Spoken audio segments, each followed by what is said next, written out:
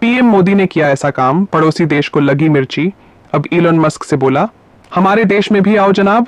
Bangladesh invited Elon Musk. Bangladesh सरकार के chief adviser professor Mohammad Yunus ने स्पेसएक्स के सीईओ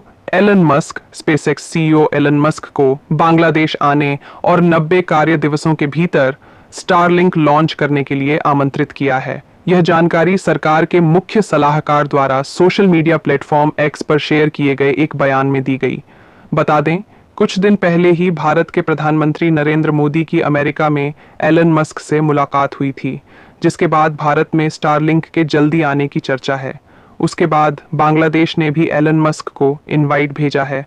एलन मस्क को भेजा लेटर। 19 फरवरी को एलन मस्क को भेजे गए पत्र में मुख्य सलाहकार ने उल्लेख किया कि उनकी बांग्लादेश यात्रा से उन्हें उन युवाओं से मिलने का अवसर मिलेगा जो इस आधुनिक तकनीक के प्रमुख लाभार्थी होंगे।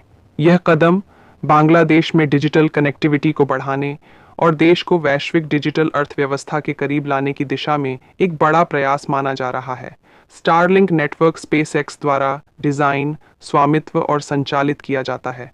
15 फरवरी को मुख्य सलाहकार ने यह घोषणा की थी कि उन्होंने एलन मस्क से संभावित साझेदारी पर चर्चा की है ताकि बांग्लादेश में स्टारलिंक सैटेलाइट इंटरनेट सेवा शुरू की जा सके।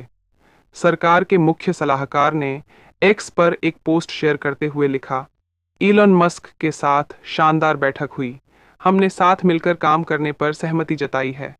जल्द ही उनके साथ मिलकर बांग्लादेश में स्टारलिंक लॉन्च करने की उम्मीद है। इससे पहले 14 फरवरी को भी मोहम्मद यूनुस ने एलन मस्क के साथ एक व्यापक वीडियो चर्चा की थी, जिसमें उन्होंने भविष्य की संभावित साझेदारी और बांग्लादेश में स्टारलिंक इंटरनेट सेवा को लागू करने के बारे में विस्तार से बातचीत की।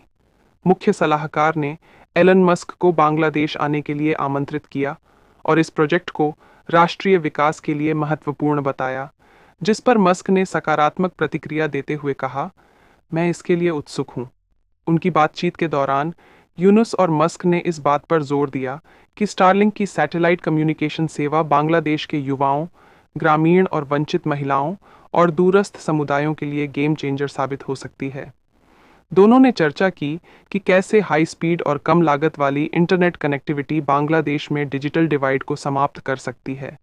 इसके जरिए शिक्षा, स्वास्थ्य सेवा और आर्थिक विकास को बढ़ावा मिलेगा, जिससे छोटे और सूक्ष्म उद्यमियों को भी अंतर्राष्ट्रीय स्तर पर अवसर प्राप्त हो सकेंगे।